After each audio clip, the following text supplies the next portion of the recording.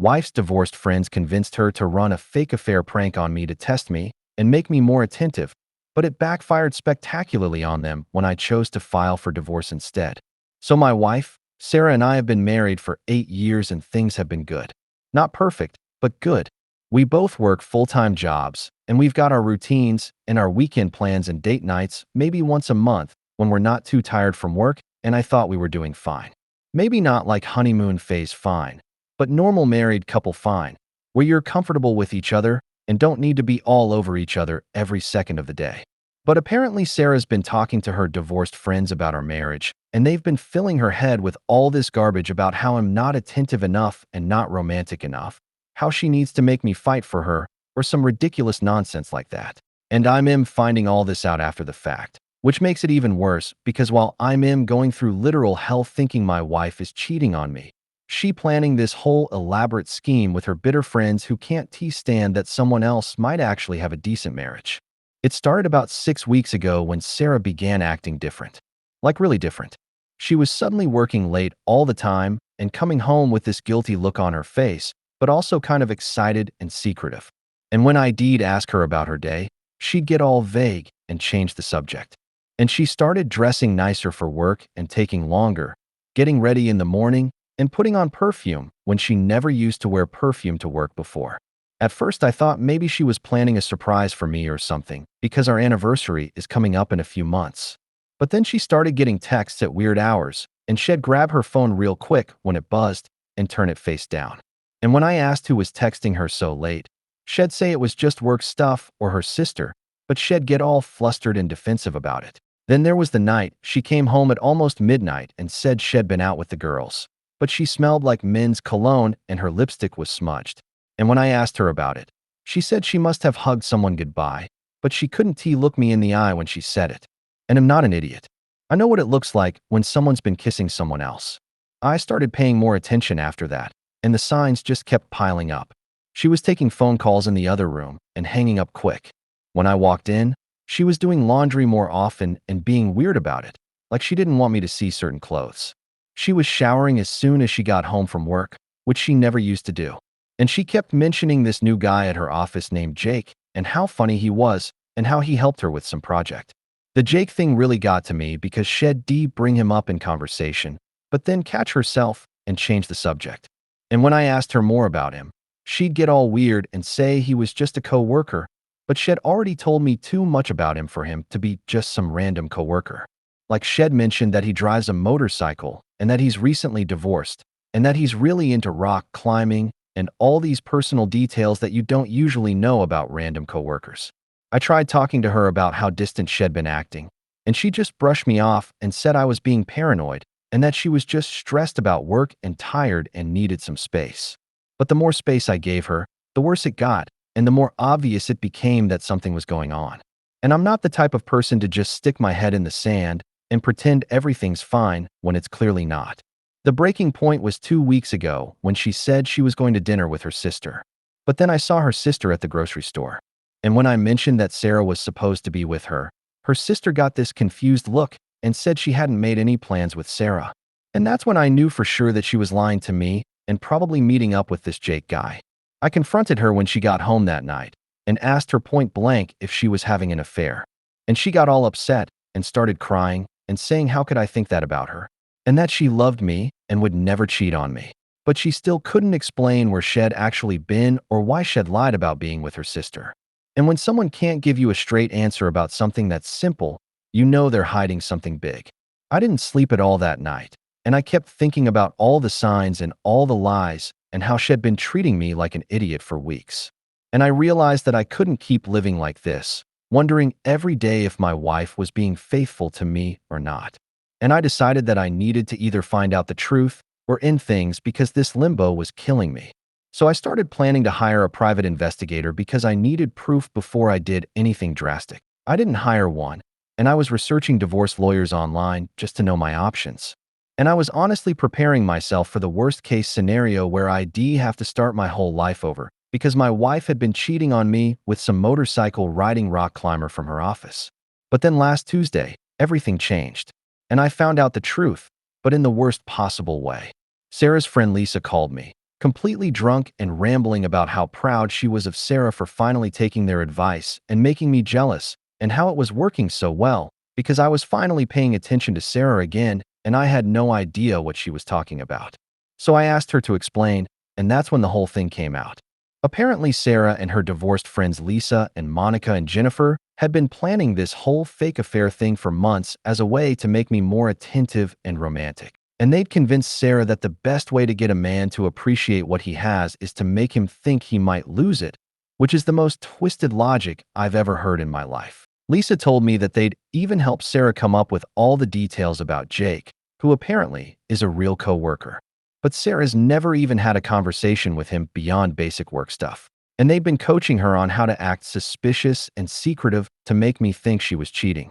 And they thought it was hilarious that their plan was working so well and that I was finally acting like a jealous husband who was fighting for his wife. I hung up on Lisa and just sat there for like an hour trying to process what I'd just heard. And I went through every emotion you can imagine. First, I was relieved because she wasn't actually cheating. Then I was confused because why would someone do this to their spouse? Then I got angrier than I've ever been in my entire life because I realized that my wife had been torturing me for weeks on purpose. When Sarah got home that night, I told her that Lisa had called and spilled everything, and I watched her face go white. And then she started crying and apologizing and saying it had just been a silly joke and that she never meant for it to go so far and that she was going to tell me the truth soon anyway. But I was so angry I could barely speak. And I told her that pretending to cheat on your husband isn't a joke, it's emotional abuse. She kept trying to explain how her friends had convinced her that our marriage was getting stale and that I was taking her for granted and that she just wanted me to show her more attention and appreciation. And she said that the plan had worked because I had been more affectionate and attentive over the past few weeks, which made me even angrier because she was right. I had been trying harder because I thought I was losing her. I told her that what she'd done was sick and manipulative, and that instead of just talking to me about feeling unappreciated, she'd chosen to make me think she was having an affair and watch me suffer for weeks. And that I'd lost sleep and lost weight and been miserable every single day, thinking that my marriage was falling apart. And she just kept saying she was sorry and that she'd made a mistake. But here's the thing, and this is what everyone keeps not understanding when I try to explain this to them. It wasn't just a mistake or a bad joke. It was a calculated campaign to mess with my head and my emotions. And it worked exactly like they planned it to work. Which means Sarah sat there every day watching me be suspicious and worried and jealous. And she knew exactly why I was feeling that way, because she was causing it on purpose. The more I thought about it, the angrier I got.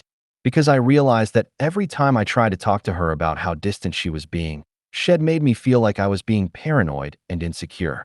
And every time I'd asked her about working late or getting mysterious texts, she'd acted like I was being controlling and jealous, when the whole time, she knew that her behavior was designed to make me feel exactly that way. And the worst part is that her friends thought this was funny. They thought it was entertaining to watch me suffer and doubt myself and my marriage. And they were probably talking about me behind my back and laughing about how gullible I was and how well their stupid plan was working. And Sarah was part of all of this. She was actively participating in making me the butt of their joke. I told Sarah that I needed some time to think, but in reality, I knew I couldn't spend another second in that house. I spent the next hour blindly throwing my clothes and other personal stuff into bags and boxes, not knowing how long I'd be gone. I dropped most of it at a nearby storage facility before taking just enough to get by over to my brother's house. While I was there, I couldn't stop thinking about what this meant for our marriage and whether I could ever trust her again. Because if she could lie to my face for weeks and watch me suffer and think it was justified, because her friends told her to do it, then what else might she be capable of? My brother and my parents and even some of my friends think I'm overreacting and that I should forgive her because she wasn't actually cheating and she was just trying to get my attention. But they don't understand what it felt like to live through those weeks thinking that my wife was betraying me and that my marriage was a lie. And they don't understand that the emotional damage from thinking someone you love is cheating on you is the same whether they're actually cheating or just pretending to cheat. I kept imagining her with this Jake guy and wondering what I'd done wrong and how long it had been going on and whether she'd ever really loved me or if she'd just been settling for me until someone better came along. And I was planning how I'd divide up our stuff and where I'd live and how I'd tell people that my marriage had failed. And all of that mental and emotional torture was completely unnecessary and caused by someone who claims to love me. Thankfully, the only simple part of the logistics was the house, since we only rent the apartment and the lease has always been in her name, which meant I was definitely the one who had to leave. After 4 days at my brother's house, I've made up my mind, and I went to see a divorce lawyer. And when I told him the whole story, he said had never heard anything quite like it, but that emotional abuse and manipulation were definitely grounds for divorce, and that what Sarah had done showed a fundamental lack of respect for me and for our marriage. I went home and told Sarah that I'd filed for divorce, and she completely lost it and started screaming and crying and begging me not to leave her and saying that she'd do anything to make it up to me, and that she'd never listen to her friends again, and that she'd learned her lesson. But I told her that the lesson she should have learned was not to torture your spouse for entertainment. And that's a lesson that adults shouldn't need to learn. She called her parents and my parents and started this whole campaign to get everyone to convince me to change my mind. And she kept saying that divorce was too extreme and that we should go to counseling and work through this. But I don't want to work through this because I don't want to be married to someone who thinks it's acceptable to emotionally manipulate me and then act like I'm the one being unreasonable when I don't appreciate it. Her friends, Lisa and Monica, actually had the nerve to call me and tell me I was being too sensitive and that it was just a harmless prank and that Sarah had learned her lesson and wouldn't do anything like this again. And I told them that if they thought what they'd done was harmless, then they were even more messed up than I'd thought, and that they'd probably destroyed my marriage for their own entertainment because they couldn't stand seeing someone else happy when their own relationships had failed. Lisa got really defensive and said that Sarah had been complaining about me not being romantic enough and not paying enough attention to her, and that they were just trying to help her get what she needed from her marriage. And I said that if Sarah had problems with our marriage, then she should talk to me about them instead of conspiring with her bitter friends to play mind games with me. The thing that really gets me is that Sarah still doesn't seem to understand why what she did was so wrong. She keeps focusing on the fact that she didn't actually cheat and that it was all fake, like that makes it better somehow.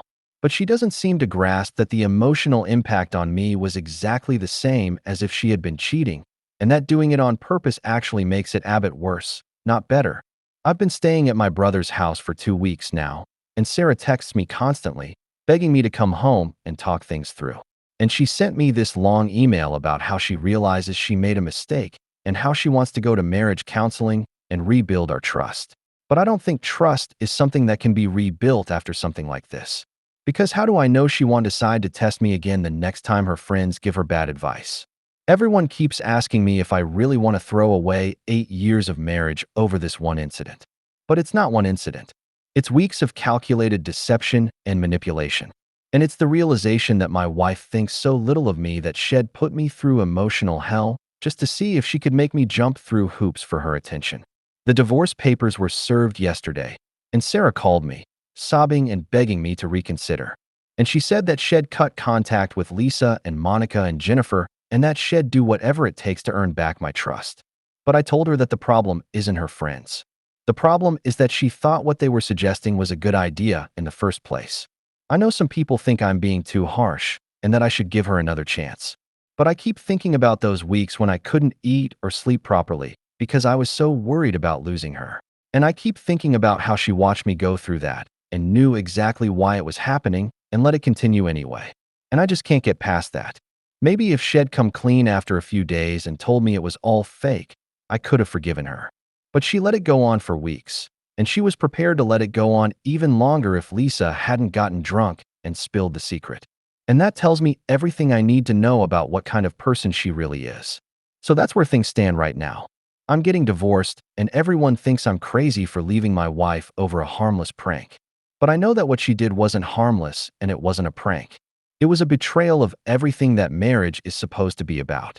And I'm not going to spend the rest of my life wondering what other tests she might decide to put me through.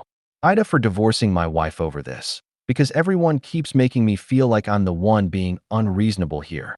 A lot of people have been asking for more details about what exactly Sarah did during those weeks and how her friends were involved. So we'll try to fill in some of the gaps, because honestly, writing it all out the first time was kind of therapeutic and helped me process everything that happened. So Sarah's friend group consists of Lisa, who got divorced 2 years ago after her husband cheated on her with his secretary Monica, who's been divorced twice and is currently dating some guy she met on a dating app who she complains about constantly, and Jennifer, who separated from her husband last year and the divorce just got finalized a few months ago, and they meet up every Thursday night for what they call wine night, but what's really just a session where they sit around complaining about men and relationships. I used to think it was harmless and actually encouraged Sarah to go because she seemed to enjoy it, and I figured everyone needs friends and hobbies. But now I realize that these women have been poisoning her against me for months, telling her that I'm too comfortable in our marriage and that I don't appreciate her and that she needs to shake things up to remind me what I could lose. The specific things Sarah did during those 6 weeks were even worse than I mentioned in my original post. Like, she started working out more and buying new clothes, and when I complimented her, she'd act all mysterious and say she was just trying to feel better about herself, which made me think she was trying to look good for someone else. She also started being really critical of me in ways she'd never been before, like commenting on how I dressed for work or suggesting that I needed to get a better haircut or asking why I never plan surprise dates anymore. And at the time, I thought she was just going through some kind of middle life thing, but now I know she was following a script that her friends had given her to make me feel insecure and inadequate. The phone calls and texts were all fake too. Lisa and Monica would text her at random times and call her in the evening, so she could act all secretive and guilty, and they'd even research this Jake guy at her office so they could give her realistic details to drop into conversations. Like, they looked him up on social media and found out about his motorcycle and his hobbies, so Sarah would have authentic seeming information to share. But here's the part that really gets me. Sarah told me that they'd made a whole timeline for this thing, like they'd planned for it to go on for 2 or 3 months, and they had different phases mapped out where Sarah would gradually escalate the suspicious behavior to make me more and more jealous and desperate to win her back. Phase 1 was just being distant and secretive. Phase 2 was the fake text and calls and working late. Phase 3 was supposed to be her actually going out and staying out late and coming home with obvious signs that she'd been with someone else. And Phase 4 was going to be her disappearing for entire nights and letting me think she was having full-blown affairs. Thank God Lisa got drunk and ruined their plan before they got to phases 3 and 4, because I honestly don't know how I would have handled thinking that Sarah was spending nights with another man. I was already barely hanging on just from the stuff she did in phases 1 and 2. Sarah also admitted that they'd been taking pictures and videos of her during this whole thing, like documenting how upset and worried I was getting and how their plan was working, and they thought it was hilarious that ID started bringing her flowers and planning date nights because I was trying so hard to save our marriage. That might be the most messed up part of all of this, that they were literally documenting my pain and treating it like entertainment. And Sarah was not only okay with this, but actively participating in it by reporting back to them about how I was reacting to each new lie she told me. A lot of people in the comments asked if Sarah seemed to enjoy what she was doing or if she seemed conflicted about it. And honestly, looking back, I think she was getting off on the power and control aspect of it. Like, she seemed energized and excited during those weeks in a way that I hadn't seen in years, and I thought it was because she was falling in love with someone else. But now I think it was because she was enjoying the manipulation. She'd come home from work with this secretive smile, and she'd watch me try to figure out what was different about her. And when IDD asked questions, she'd give me just enough information to keep me guessing, but not enough to actually ease my worries. And there were definitely times when I caught her looking almost amused by how anxious and confused I was. I also found out that her friends had been giving her advice on how to gaslight me. Like, when I confronted her about lying about being with her sister, they coached her to turn it around on me and make me feel guilty for not trusting her and for being paranoid and controlling, which is exactly what she did. And when I tried to talk to her about how distant she'd been acting, they told her to make me feel like I was being needy and clingy and that I needed to give her space, which again is exactly what she said to me. So this whole thing was like a coordinated psychological attack designed to make me doubt my own perceptions and feel like I was the problem. The more details I learned about what they actually did, the angrier I get, and the more sure I am that I made the right decision by filing for divorce. Because this wasn't some innocent prank that got out of hand, was a deliberate campaign to emotionally abuse me for their entertainment. Sarah has been leaving me voicemails every day, begging me to reconsider and promising that she'll never speak to those friends again and that she'll do whatever it takes to make this right. But the damage is done, and I don't think there's any coming back from something like this. I've also been getting calls from her parents and even her sister asking me to give Sarah another chance and saying that she's learned her lesson and that everyone makes mistakes. But this wasn't a mistake. This was a choice that she made every single day for 6 weeks. And she had multiple opportunities to stop it and tell me the truth, but she chose to keep it going. Her sister actually said that I was being cruel by refusing to even talk to Sarah about working things out. And I told her that what's cruel is watching your spouse suffer and worry and doubt themselves while you know exactly why they're suffering and you're causing it on purpose. The divorce is moving forward, and I'm honestly feeling more at peace with my decision every day, especially as I learn more about how planned and calculated this whole thing was. Because I realize now that the woman I thought I married doesn't actually exist, and the real Sarah is someone who thinks it's acceptable to torture the person she claims to love for entertainment. Some people have asked if I'm worried that I'm making a mistake and that I'll regret this later. But honestly, I feel like I'm finally seeing clearly for the first time in weeks. And what I see is that I deserve better than someone who would do something like this to me. Update 2: things have gotten even more insane since my last update, and I honestly don't know whether to laugh or scream at this point. But I wanted to give everyone an update because there have been some new developments that make this whole situation even more ridiculous than it already was. So Sarah apparently decided that since begging and crying wasn't working, she needed to try a different approach. And she's now claiming that the whole fake affair thing was actually my fault because I wasn't paying enough attention to her, and she felt neglected and unappreciated in our marriage. She sent me this long text message yesterday, explaining how she'd been dropping hints for months about wanting more romance and attention, and how I'd been ignoring all her signals, so she felt like she had no choice but to do something drastic to get through to me. And she actually used the phrase, "You forced me to fake an affair," which is possibly the most insane thing I've ever heard in my life. According to her new version of events, this wasn't a prank at all. It was a legitimate attempt to communicate her needs to me after and failed to pick up on her more subtle attempts.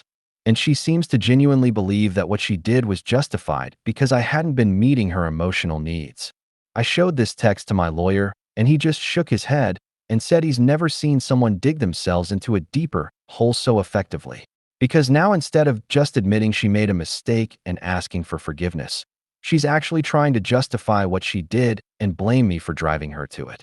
But wait, it gets worse, because apparently Sarah has been talking to some of her other friends and coworkers about our situation, and she's been telling people that I'm divorcing her because she tried to spice up our marriage, and that I'm being unreasonably jealous and controlling by not appreciating her efforts to make our relationship more exciting.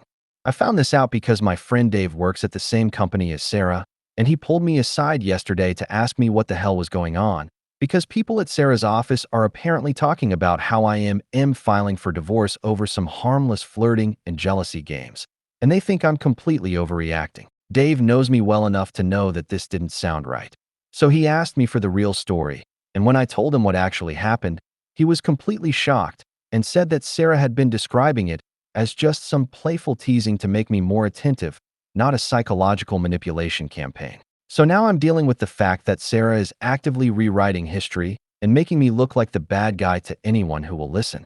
And I'm sure her divorced friends are backing up her version of events because they were the ones who came up with this stupid plan in the first place. I decided I needed to protect myself from this narrative she's creating, so I actually saved all the voicemails she left me right after I found out the truth, where she was crying and apologizing and admitting that it was all fake and that she'd made a terrible mistake. Because I have a feeling I'm going to need proof of what actually happened when she tries to make me look like the villain. Speaking of her friends, Lisa apparently sobered up and realized that she'd blown up their whole scheme. So she called me to try to do damage control and convince me that what they did wasn't really that bad and that I should give Sarah another chance. But instead of helping her case, she just made it worse by revealing even more details about how planned and deliberate this whole thing was. She told me that they'd actually been planning this for 3 months before they started implementing it, and that they'd researched different ways to make men jealous and possessive, and had chosen the fake affair approach because they thought it would be the most effective way to get me to step up my game as a husband.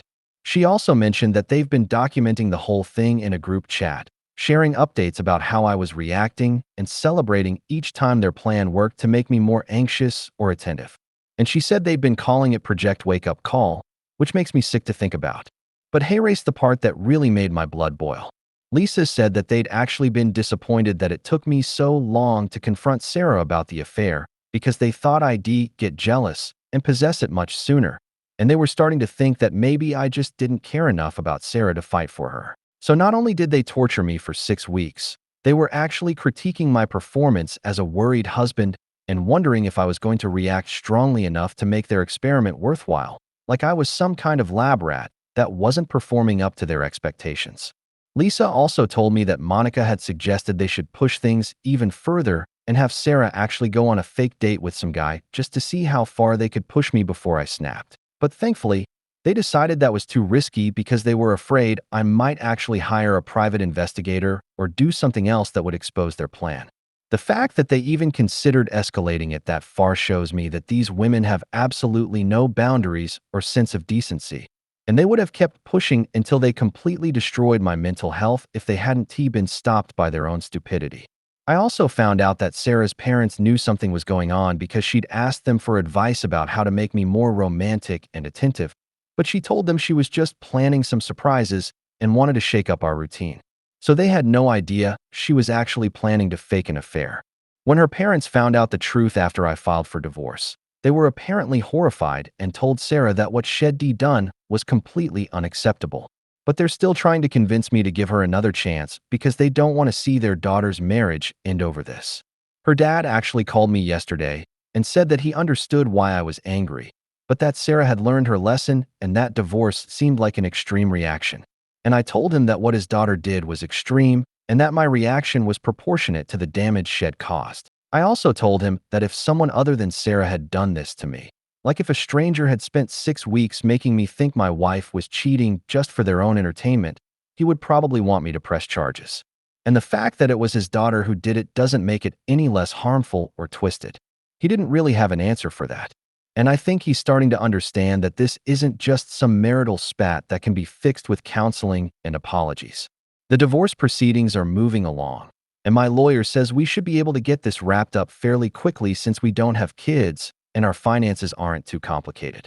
And honestly, I just want it to be over so I can start rebuilding my life without having to deal with Sarah's attempts to manipulate the narrative. I'm also planning to move to a different part of town once the divorce is final, because I don't want to run into Sarah or her friends at the grocery store or the gym or anywhere else. And I figure a fresh start in a new neighborhood will help me put this whole nightmare behind me. Some people have asked if I miss Sarah or if I'm having second thoughts about the divorce.